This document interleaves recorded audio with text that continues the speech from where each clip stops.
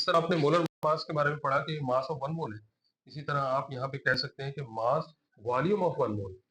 What is mole in volume of 1 मोल। लेकिन student एक बात ध्यान में रखिएगा कि mass of 1 mole of any substance, तो इसको हमने मोलर मास कहा, लेकिन volume of any mole, volume of 1 mole of any substance नहीं हो सकता, क्योंकि सब्सटेंस जो है ना, ये वॉल्यूम की जो टर्म है ना, ये नॉर्मली गैसेस के लिए इस्तेमाल की जाती है। जब आप यहाँ पे सब्सटेंस देखेंगे तो सब्सटेंस में गैस, लिक्विड, सॉलिड तीनों हो सकते हैं। तो वॉल्यूम की जो टर्म है वो सिर्फ और सिर्फ गैसेस के लिए इस्तेमाल होती है।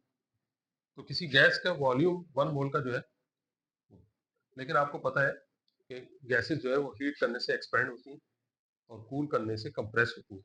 तो प्रॉब्लम क्या है कि जो मोलर वॉल्यूम है ये फिक्स क्वांटिटी नहीं रहती, लिहाजा हमेशा याद रखें कि मोलर वॉल्यूम जब लिया जाता है तो वो एक फिक्स टेम्परेचर और फिक्स प्रेशर पे लिया जाता है।